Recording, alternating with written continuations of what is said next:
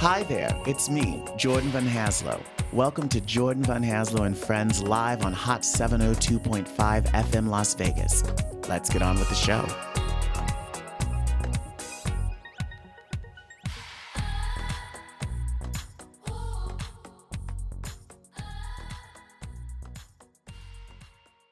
Hello, hello, hello. Welcome to Showtime with Jordan Van Haslo and Friends right here on Hot 702.5 Las Vegas. Thank you so much for joining us for another week with another friend. And I'm so excited to introduce you to a friend who I've now had for a few years. It's been quite a few years now. I feel like this project has just been the most ongoing project in the history of projects.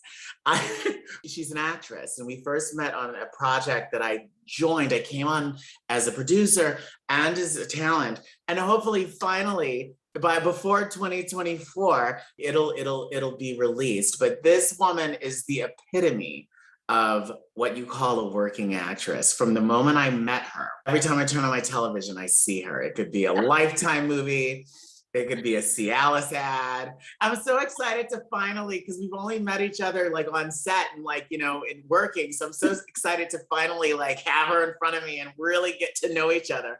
Ladies and gentlemen, please welcome my friend, Lisa Cole. Thank you so much for joining us, Lisa.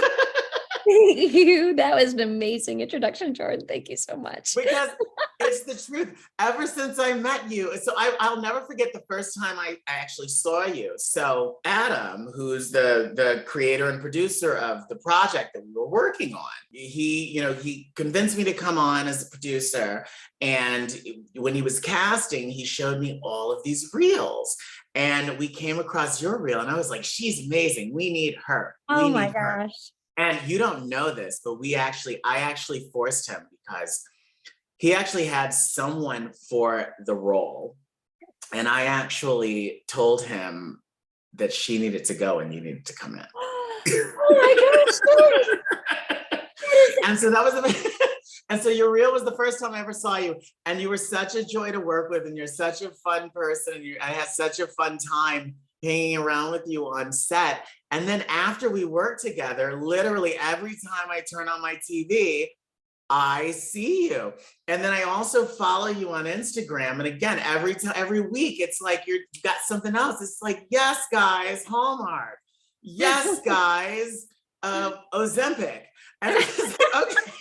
Oh man, I can't wait to put all those things you just mentioned on my actual resume. I don't know what's going on lately. Things can change, just like you seeing my reel. Oh, and note to actors, update your reels, people, because Yes. look at that story. Thank you so much. And you don't often get to hear behind the scenes like that. And it just takes one person in your corner, as you have demonstrated, and on the actor side, you just get auditions, and most of them come and go, and you don't know what's going to happen. And then you get the one and you're like, and you go on it, and then you keep filming it and keep filming it. Because we can't quit each other. And it turns into this great relationship. And that's what I love about being an actor too. I get to meet the best people. I mean, come on. Hello. So I want to know all about you, how it began, where it started. I know you're from Michigan, but I want you to take me back to the beginning. So you were born, and then what happened? Oh my God. Well, there's a whole other side story. I was born, and 11 days before me, some other boy was born from another mother. And then 6 months later, I had another brother from another mother. Not kidding. My dad was like, woo, 19, whatever. Papa was a Rolling Stone. He was out there, and then 23andMe came along. Anyway, that's a whole other series we can talk about later, because I have stuff to tell you. But I became an actor like as a kid, just by accident, by watching all my favorite shows, Lucy and Cher and Bewitched. Nobody. Did you do like theater as a kid? Like, were you like a theater kid? I was dying to do theater. I created my own theater. I did shows on my porch and on my stairs, and I'd recreate, all the songs and everything that Cher did, and Donnie and Marie. Oh God. And Don't you have to be I ashamed of I that? love I me some love me Donnie. some Donnie. What? I said, don't you have to be ashamed of that? I love me some Donnie in the I love me some Donnie.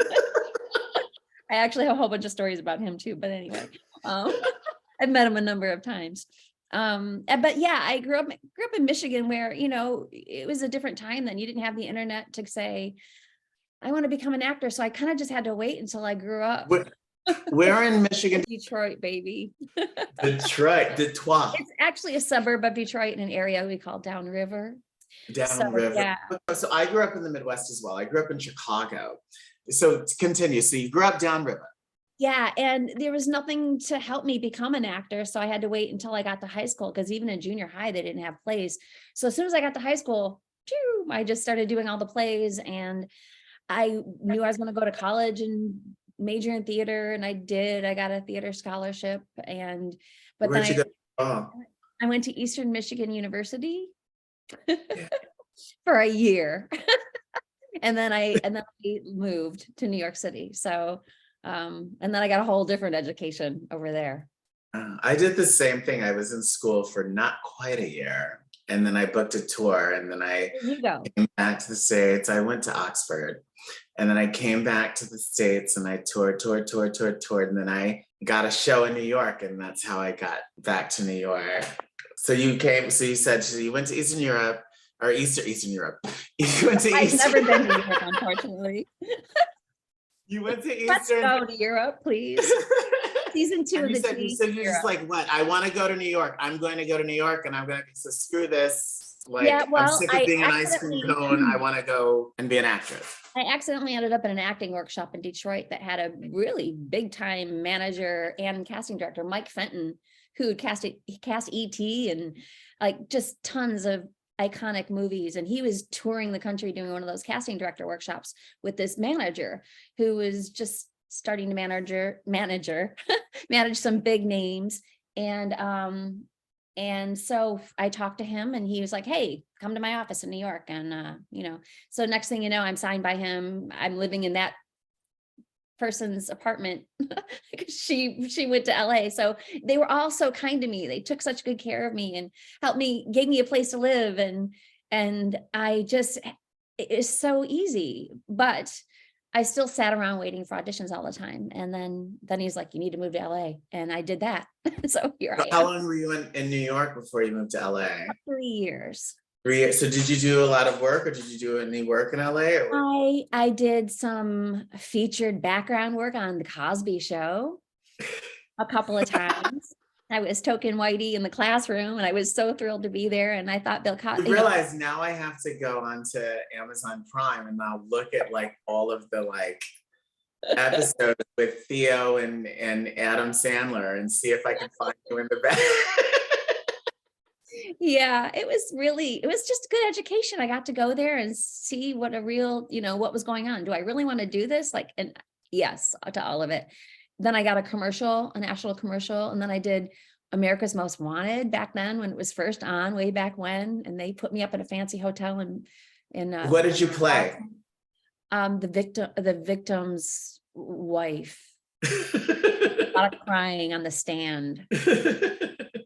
And I was so tired and nervous. And at the end of the night, I didn't have any tears left. And I was just like, oh my God. And I know the crew was just like, we want to go home. What do you, just lady, get it together. And the makeup person was like giving me this pep talk. And when someone's really nice to you and you feel really bad about something already, and she was so nice to me that's what did it. And I got on set and the tears just started coming.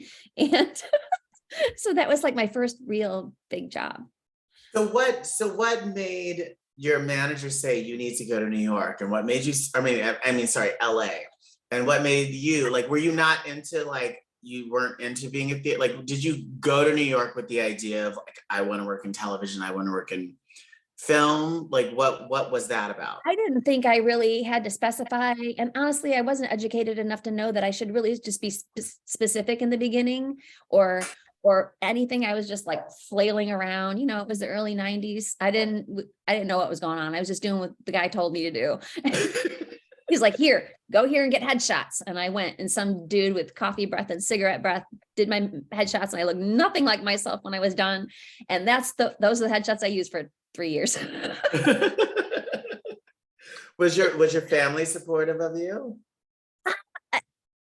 Yeah, it's not that they weren't supportive. I think in the beginning too, they were like, I'm coming home with boxes to move to New York. My mom's like, what?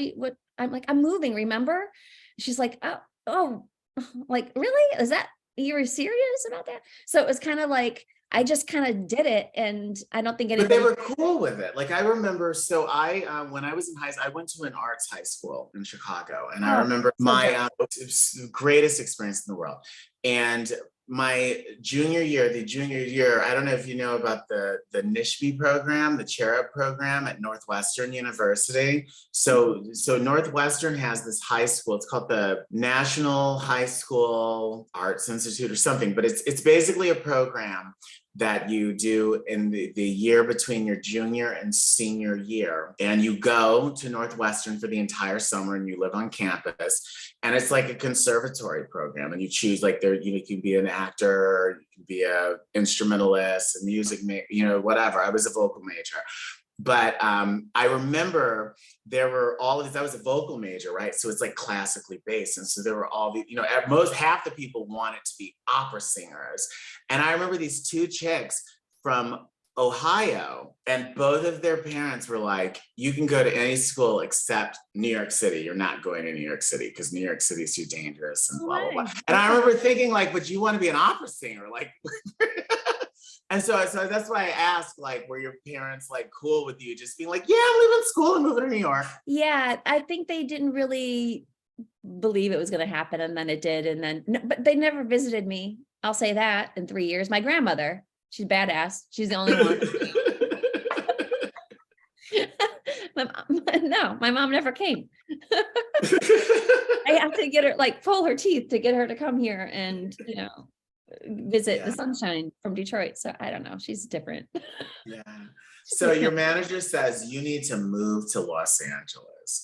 So do you have a job waiting for you in Los Angeles? It's just, okay, I'm packing up my bags and No, and I had been bartending at all the Broadway shows. There's a couple companies that you go and you bartend. So I had bartending experience. I had experience working at hotels. So when I got to Los Angeles, I just started working at the Hilton at Universal Studios. And that was very interesting. I could write a book about all the people I met there, because all of Jay Leno's guests stay there, all his guests stay there. And just, it was at Universal Studios. So it was filled with, anytime they were making a movie, and it was filled with those artists. And so there's everything. It's like celebrities, and it's like tourists, and it's like locals who are just like, we're going to the theme park for it. Like, so it's like, yes, it's like the Times Square of Los Angeles. Like, it's like everything converges there. Yeah. Very much so. It was really interesting. I mean, I met everyone from Deborah Harry, George Jones to, Prince. Can we talk about, I really got in, because, they just did that Showtime movie with Michael Shannon, and it was a limited series, Michael Shannon. I saw it. It's fantastic. And it's so funny because there's a lot of music that I like, artists who I never think that I know, but then I hear their music and it's like, so I remember when the Kennedy Center Honors, I think 2 years ago, they honored Joni Mitchell. And I was like, I know who Joni Mitchell is, but I never listened to Joni Mitchell. But every time they sang a new song, I was singing along. It's like, oh, who knew? I'm a Joni Mitchell fan. And that's how I felt watching the show, because every time they sang another song, I was like, who knew I knew all of these George Jones songs? Yeah, so I just have a little tea on that, because he had a very tumultuous, I can't even say that word right, but he had a very interesting life. He battled with alcohol and everything, and when the Country Music Awards were on television and they were being filmed at the Universal Amphitheater. So he was over there on television, and he was so many years sober, supposedly. And then he came over to where I was working, and I was working in the Towers Lounge. It was like this, this area where the secret, not a secret, but, the VIP people come, and he was sitting there with scotch on the rocks, baby. And I was like, and the only reason I knew about these people is because my family, listened to a lot of country music when I was growing up. And so I kind of knew the history, and I was just like, oh, the secrets of the Towers. So how long were you in Los Angeles before you booked your first job? Oh God.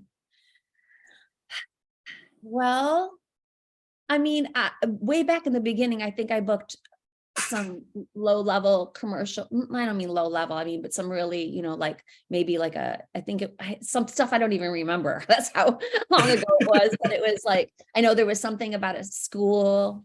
I did like a school commercial and they put lots of lipstick on me. I remember I really hated it. And then I never really saw it on TV. So I was kind of glad. So, but auditions were not plentiful back in the beginning for me. And I didn't have the tools to really go out there and do it for myself. And then years later, Kevin E. West formed the Actors Network. I don't know if anybody out there has ever heard of that, but to me, it was pivotal because it was a whole change of mindset. It was a whole group of actors helping actors. And all we think about is that we're in competition with every single actor out there. And we're just so not. we're really just in competition with ourselves, really. But that was the first time I ever saw actors getting together and talking about their process and just really forming a community that was more than just what you would do in an acting class. It was networking and also, just introducing people. And it was really great. Casting directors would come in there. So anyway, when I got involved with that, I started realizing how I could help myself in the industry. Yeah. Yeah. So after after those light bulbs went off, what did you do differently that you weren't doing previously? I got into an improv class. Oh, okay. Improv class, for me anyway, it changed me as an actor and as a person, I think. In general, improv is the scariest thing I've ever done in my entire life. And yes, and why? Because you have to look like an absolute fool and be okay with it. Mm-hmm. And encourage it, but also not try to be funny at the same time. It's such a discipline. And I go to the Groundlings and see shows all the time whenever I get a chance, because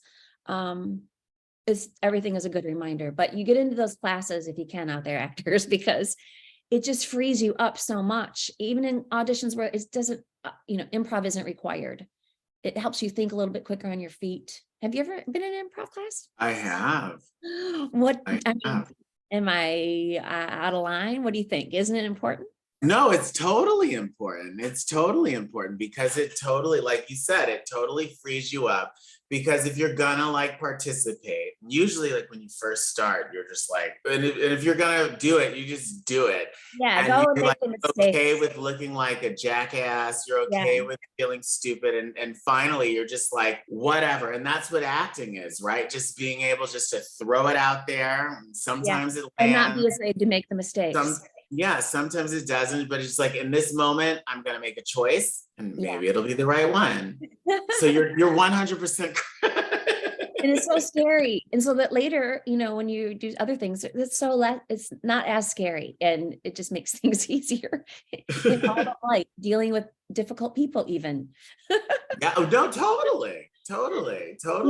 Yeah, absolutely. That's so exciting. How long were you studying improv, or how long did you were you years, but it was broken up. And then honestly, I should take a little bit of my own advice, because I stopped going for a while, and then years went by and I got really busy doing other things. And then now if I go back, I kind of be starting from the beginning, which is fine, but now I'm scared again.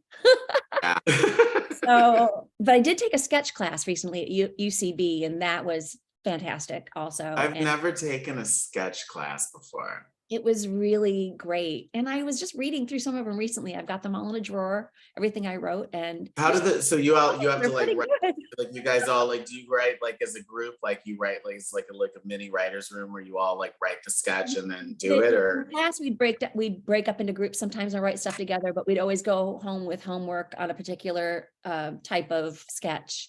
Whether we're doing a something that's sort of a movie, when we're making a new movie based on the times and incorporating it into a movie that already exists. It's been a couple of years, and somebody out there is listening to me going, shut up. But it's the truth though, like the improv, stand-up comedy, and also writing, you put yourself out there in a way that you don't. So like by trade, like by education and trade, I'm a musician. And so I came up in the cabaret world and the jazz clubs. So that's where I came up. But the thing is, so less scary, Yeah.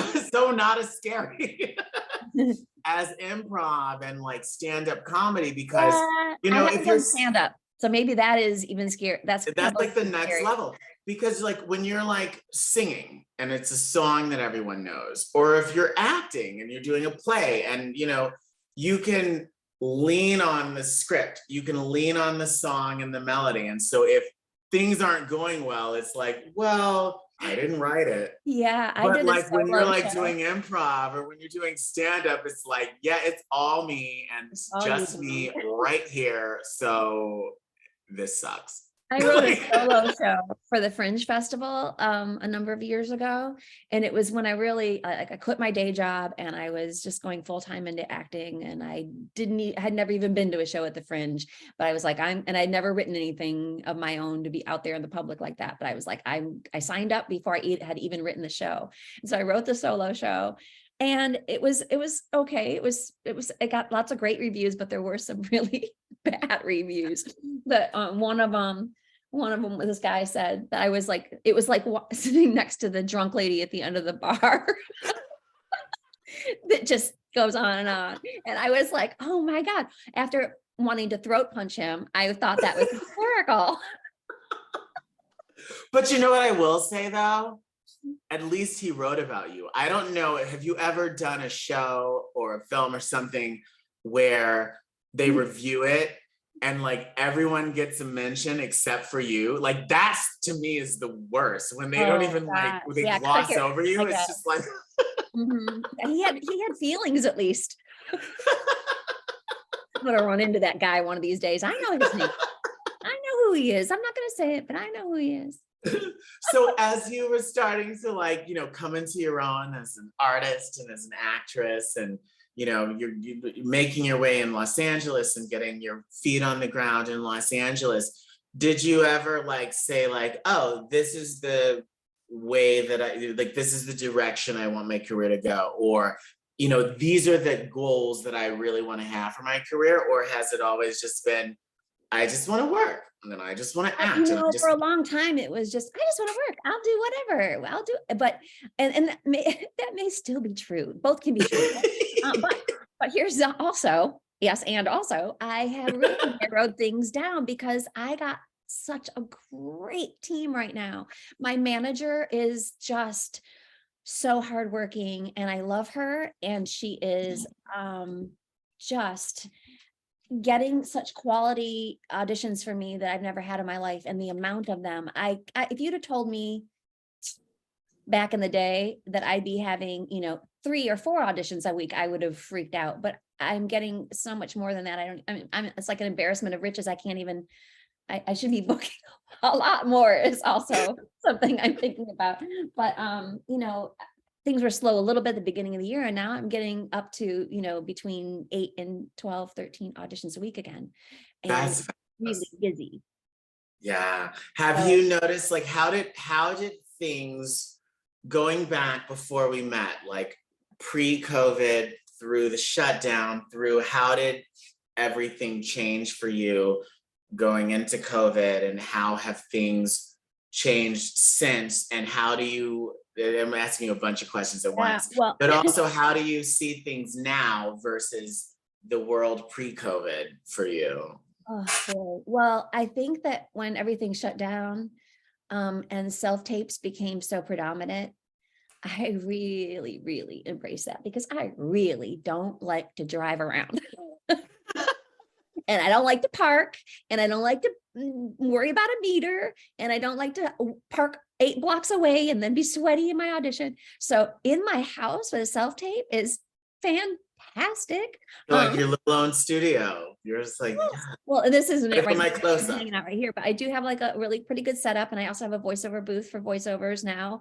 And I think for casting directors, they are seeing so many more people, and been beneficial to actors that maybe like me, you know, I've started getting, now I'm a co-star category where I've booked a number of co-stars I'm talking network television right now, not Lifetime or anything like that, but because that was always, you know, I'm still kind of old school, and that's like always been the measure to me, like network, because that's hard. Yeah. Well, that's where the money is. Yeah, that too. I know I did the New Adventures of Old Christine with Julia Louis-Dreyfus, one of my absolute idols back in a million years ago when that show was on. I just saw your episode not too long ago. Can I tell you? I'm sorry to interrupt you. So I always I fall asleep with my television on. That's like my thing. And only recently, like in the last few months, whatever my television has been on, when I've woken up, when I've awoken, whatever it is. So when I open my eyes, and not so much anymore because I have the YouTube TV, so it's like, you know, the algorithms like this is what you should be watching now, which is a whole other thing. We can talk about that later. But for like a good month and a half, I would wake up to a marathon of the New Adventures of Old Christine. And one day it's such a great show. And I remember when it came on, but I didn't watch it at the time. But one day I was watching, I was like 3 episodes in, it was still dark outside. It was like 5 in the morning. And who do I see?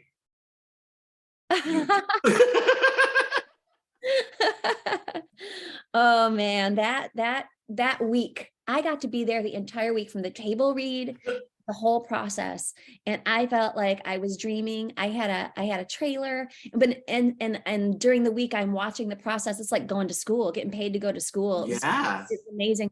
And I was watching, you know, during the taping, you know, in front of a live audience also, which is, you know, just amazing.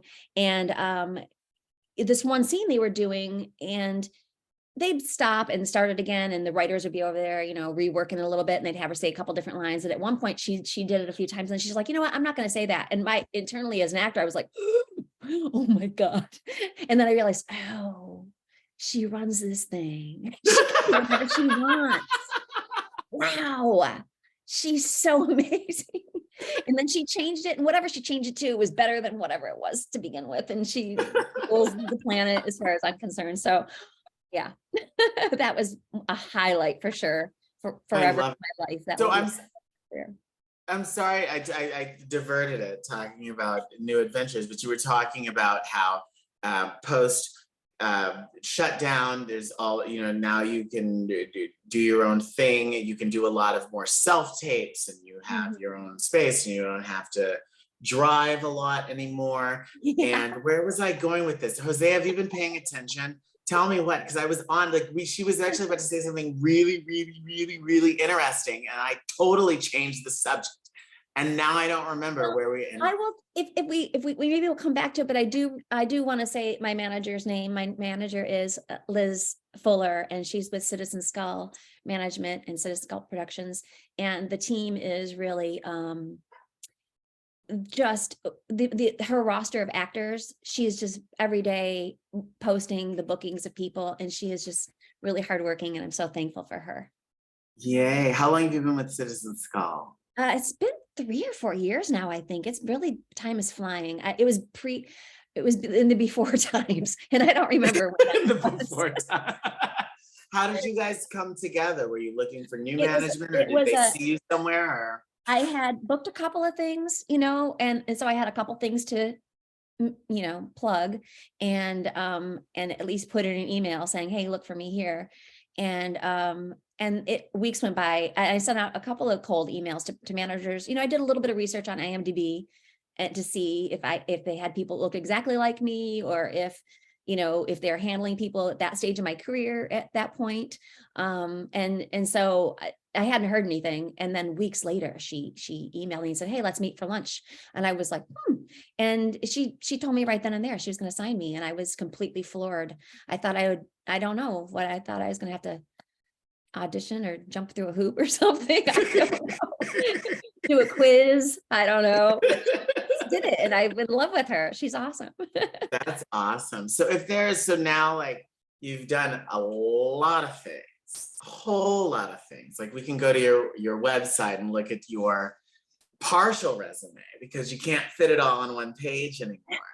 You've had all of these wonderful experiences. You've done film, you've done TV, you've done network, you've done cable, you've done commercials, you've done plays, you've done a couple musicals. Like if there were one thing, if I were to say, all right, and this is something, so, I spent a lot of time as a talent acquisition executive at in the studios. In almost all of the studios, but that's a whole other story. But one of the things I would always ask people when I was like interviewing them for a role, so if I could wave my hand and your dream job, like what it is you would do, what you would be, what it would look like, how long it would last, how you would look at it, everything. And if you could describe it to me to a T and I wave my hand, on Monday morning, you're going to get the offer for that. Like, what would that dream Lisa Cole is? What would that dream role be? Well, there's roles.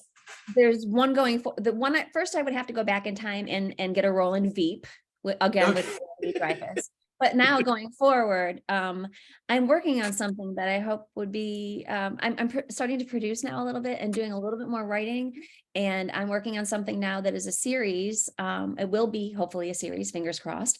The title is Downriver. It's about a real area around the suburbs. Outside of Detroit, yeah. And so I'm working on that right now. I'm going to be shooting a trailer soon, hopefully. And so just for proof of concept, so going forward, and I'm trying to figure out how to get rights to a song. I don't know how to do it. I don't know how to do any of this. That's exciting. We'll talk after the show. I'll tell you, we can talk about rights. Yeah, but ultimately an HBO series dramedy would be, you know what? I think I could do that for a little while. And then once I start to get tired, I think just a role that's like a recurring role that has one line here and there. And then I'll ride off into the sunset. So I got that all. That was always what I wanted. Like when I was in school and studying, I was like, I just want to be like King Herod in Jesus Christ Superstar. I just have to come out, do my number, go back and wait for curtain call. And I take your bow. Are you going to be performing anywhere? Can I see? What am I doing next? I don't have anything performing going on. I actually haven't performed since right before COVID. I was in Vegas. I had a show running on the Strip in Vegas, but then COVID shut that down. So I haven't done any actual performing in quite a while, but I'm putting some feelers out for a couple of things. So maybe soon, but I don't have anything as a performer. I don't have anything planned anytime soon. I mean, there is our wonderful project that maybe it'll come out sometime before. I know. Are we allowed to talk about that? What are we allowed to say? What's happening? What's the story? It's in post. That's all. It's on IMDb for, little. Is it? Is it on IMDb? It is on IMDb. So we're ready to go there. I'm just waiting for where the party is. What I will say, here's what. It's been assembled. It's assembled. It took a year and a half, but it's been assembled. So now it has to go through compositing and color correction, and the sound people have to come in, and the score, the Foley people have to come in. The dishes. But I have seen the assembly, and you do some really, really awesome work. Thank you. I don't even remember what happened, so I cannot wait to see it. I think whenever it finally is done, I think it's actually going to be really fun. And I think it has the ability to like be one of those like kind of like campy, like find like a campy culty audiences, because it's actually really funny. And there's some really great production, like performances in it. Like it's really. I think the dish is leading the way. Adam is having such great success right now. So yeah, he is. Stuff like that. Crazy. That makes me think of like, what do you think of? Because everyone's talking about AI. Because when I think about Adam and when I think about just the experience of working with Adam on this project, a lot of the conversations that he and I had back and forth was about, you know, him as the producer of the whole thing, trying to find ways to make things more cost efficient. And it makes me think a lot of just, you know, and now everyone's talking about AI and chat GPT, and how students are writing entire papers with, you know, AI, and they're like using AIs and like, oh, you can write scripts with It's AI. incredible. And even like, go for it. Oh, I was just gonna say, I'm working on a film right now. It happens to be a horror film, and the special effects guy is on set often and is showing me like before and after of what he's done in just a few minutes sitting there. And I'm like, oh, okay, well, he can just finish the rest of the movie for us then. That's Well, what crazy. do you think about that? I was reading, there was an interview, I think on Deadline, like a week ago with Keanu Reeves. And it was talking about, I think it was Deadline.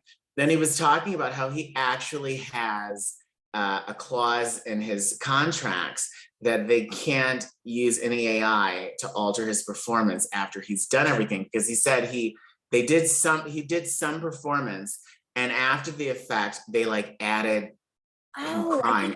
Did you read about that? And he was like, no. And so how do you feel about that? Because remember, like, even like a few years ago, they were talking about like, oh, we can start making movies with old Hollywood stars. Like there'll be a new movie with Marilyn Monroe and James Dean, because we can. I think that's a little cuckoo. I mean, I was against the Prince hologram. I'm like, no, he's not, you know, let's not do that. But if they want to just give me a tear, that would help me out a little. I'm not mad at that, but there's a line.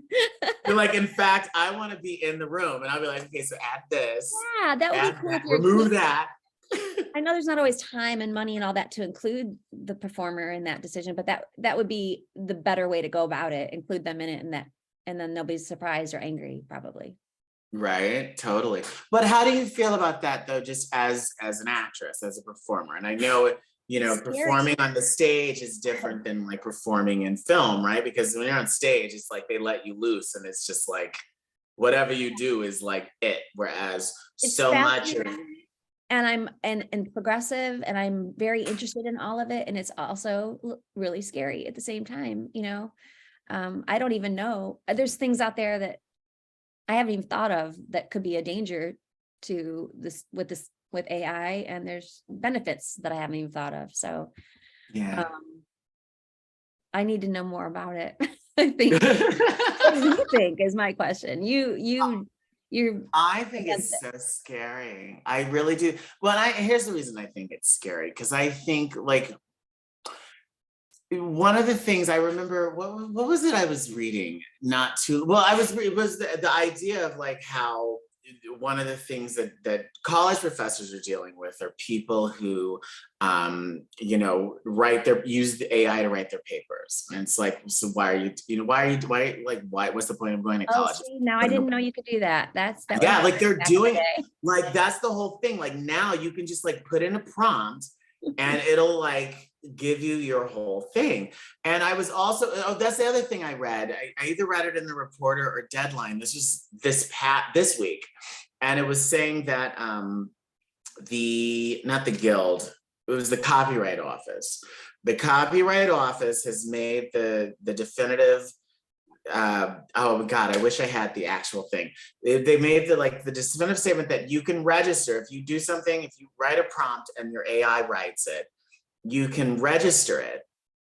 However, you can't copyright it. You won't receive any copyright protections. And the thing that scares when I was in college, I cheated old school. Someone actually went to take a final for me that wasn't exactly, but somebody had to do the work. Somebody had to do the work. Gotta do it. Except I don't think my friend did either. I think he failed, but whatever. I tried. Exactly. But the thing that makes me very, very nervous about that is like at the end of the day, right? You are a successful actress, largely in part because you've done the work. You're working all the time. You're getting boatload of auditions every Yeah, I week, can say that. but in part because you've done the work. You've done the work to learn your craft. You've done the work to, you know, to free yourself and be able to come to a project and actually act. You've done your work in terms of like building a network and all of the things that you've spent countless hours and countless dollars doing. And so the thing that really kind of freaks me out about this is like, you know, because everybody wants to be in show business. And the idea that anybody who can like write 3 sentences can say, all right, I've written a screenplay, bothers me on the first, just on the, as an artist. But then the second thing that freaks me out about it is that at the end, I think all of us artists are going to ultimately hurt, right? Because every student, I've worked in the studio system on the corporate side, right? It's about shareholder value, all, you know, saving money, all of that.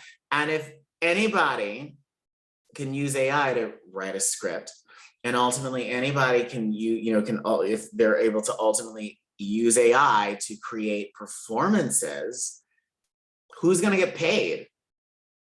Especially if all of these things aren't copyrightable. Do you know what I mean? So I think in the long run, it's gonna I think in the long run, it can be really, really dangerous. Man, we're in for some stuff, aren't we? I'm just gonna be sitting over here going, okay.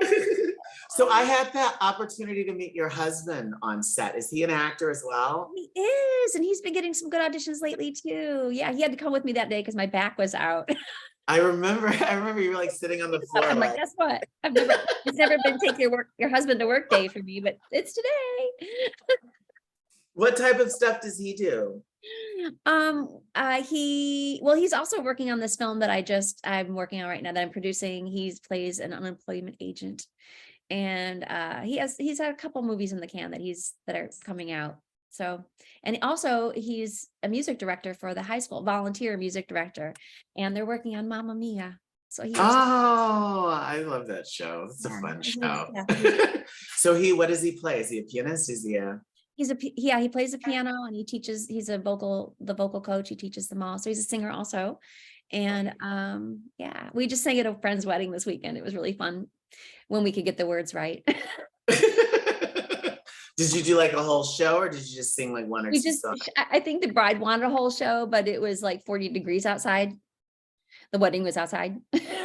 So you know what though? Listen, I haven't lived full time in Los Angeles for 3 years. So when you're like, it was 40 degrees, I like kind of want to give you the finger because I'm back in New York now. So like, this isn't exaggerating. I think it was probably 49. So yeah, I accept it. I accept that finger. What did you guys sing? Lucky, Jason Mraz and Colby Clay, the bride picked it.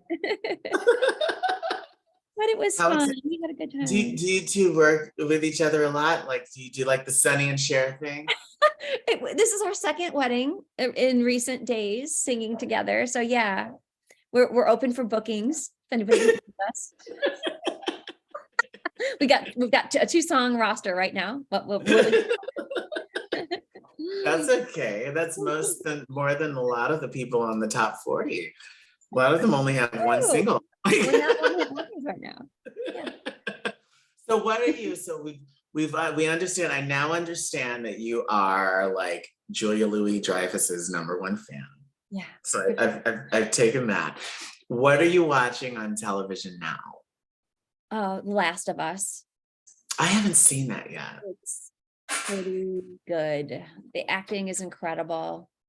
It's just really it's a great story. It's pretty great. And what else am I watching, Jef? I'm always watching something. And then last night I started watching Blackbird and fell asleep. So I have to rewatch that one. I haven't seen Blackbird. It's great. So the thing I just finished and I came across it and I'm actually really irritated because like all of my friends, we're all TV holics. And usually it's like, you need to watch this, you need to watch this. No one told me about this show. And I finally watched it and I was like immersed. Great performances. And every one of my friends, I'm like, oh my God, have you seen this show? And they're like, yeah, I loved it. I'm like, no one told me. Have you seen Fleischman is in Trouble? No. Now I'm gonna go. And I have to write that you've down. got to Add watch. to the list. It's on Hulu. It's an FX show. It's on Hulu. Claire Danes needed, I don't know when it aired, if it was after the Nope, she needs a nomination for it. Like Oh, good. her, it's Jesse Eisenberg, it's who else is in it? It's so good. One time when I moved back to Detroit and got married, it's a whole other sub story. And then It's like, what? moved back to California. Yeah, I left that part out because it's a whole tangent. But when I was there, what made me move, I worked on Polish Wedding, which starred Claire Danes, and I was her stand-in for the entire run of the movie. And she was like 18 years old. And actually, we talked about weddings a lot because she was fascinated with weddings. I had a wedding during that time. Anyway, I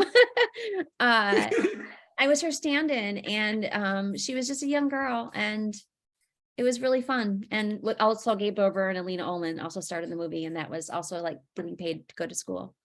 Oh, how cool. Yeah. Well, you have to watch, like Fleischman is in Trouble was amazing, and it's about marriage. So Okay. Yeah, I will watch that for sure. Very excited. And one just popped into my head that I didn't watch recently, but I love it so much. And I watched it over the panorama. And it was The Great. It's about Catherine the Great. It's comedy. Did you see that? Oh no, it's popped up on my feed, but I haven't seen that yet. I think I can't remember. Look it up, but it's so funny but really gory. A lot of sex also, and it's body, but it's hilarious. I really loved it. Okay, I'll have to check. And I don't hear a lot of people talking about it. That's the reason I brought it up. There's lots. Yeah, but that's part of the problem too. It's interesting, especially now, since I think what's so interesting about just kind of what happened in the business, like when COVID happened, it was like, oh, everyone's at home. So like, there was like, we need to just create more and more and more streaming to the point where it was just like, I don't know what I'm supposed to be watching. And now that like everything is contracting and they're canceling shows, it's going to be so interesting to see where everything lies.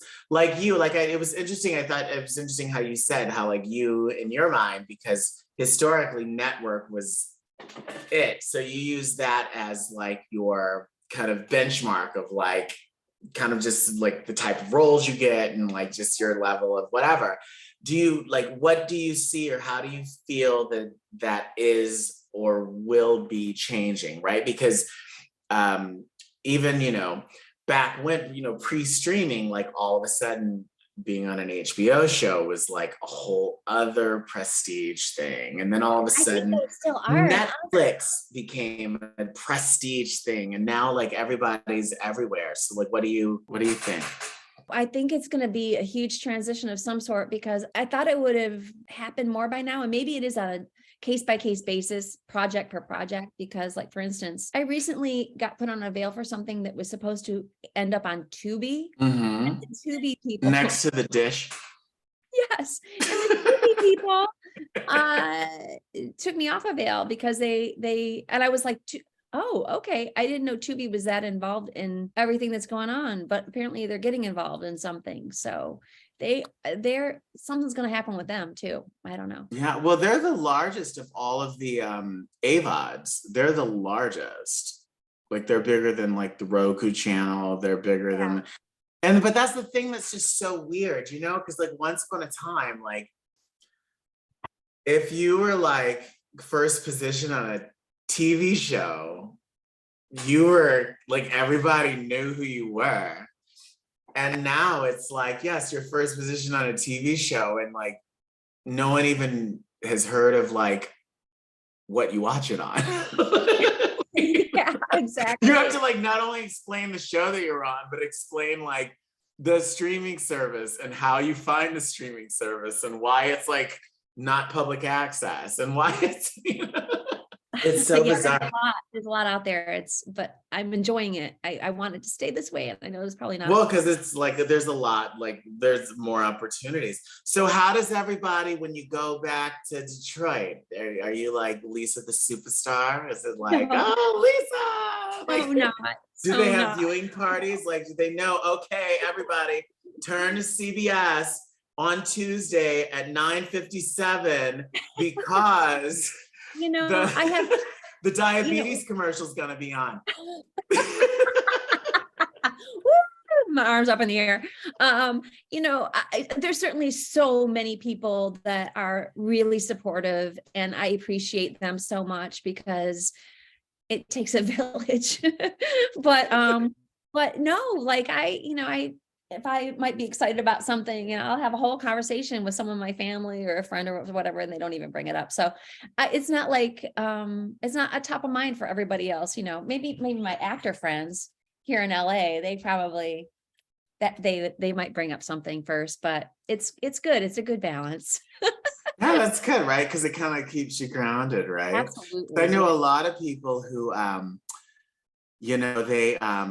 they have success like in New York or LA, like even if it's moderate success, but like everyone like back where they're from is like, whoa, and like they kind of use that as a crutch. It's like, I'm feeling horrible, I'm not getting any auditions, let me go back home. And like, remember Soap Dish? Did you see that with Sally? When they go to they go to the mall for a trip across across the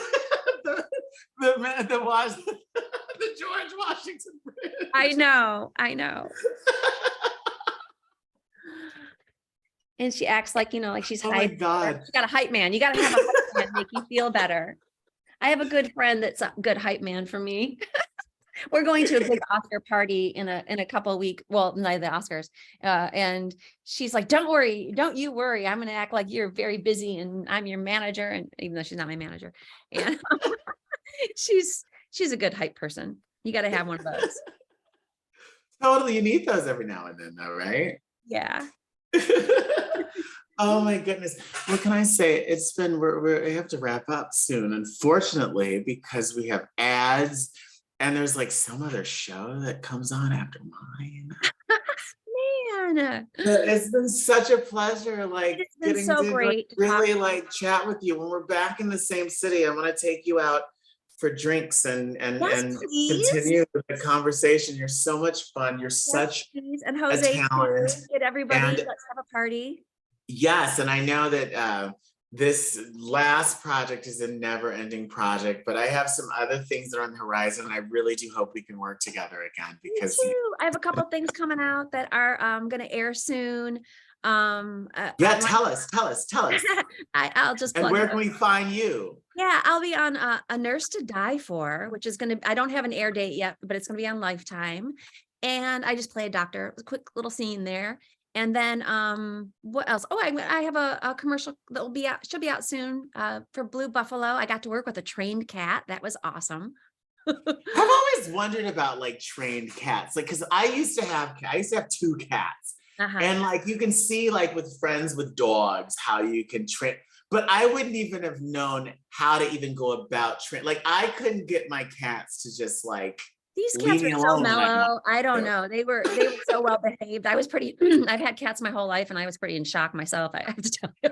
I was like, maybe wow. They were drugged. They had to be drugged. They're very sleepy. No, it's completely a joke. Blue Buffalo. I did not. So we've got A Nurse to Die For. We don't have the air date, but Nurse to Die For. And also, sometime in April, I have a scene with Julia. What's her name? Jennifer Garner. You got Julia Louis-Dreyfus on. Yeah. Well, Julia Roberts originally had her part, and then Jennifer Garner took over. It's the last thing he told me, and that's going to air sometime in April on Apple Plus. Apple TV. Yay! That's so exciting. And where can our audience find you online so they can follow you? And my goodness, I'm on Instagram.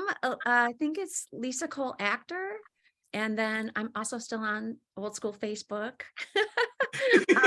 Well, thank you so much for joining us. It's been such a pleasure, Lisa. You have a wonderful. And bye, Jef.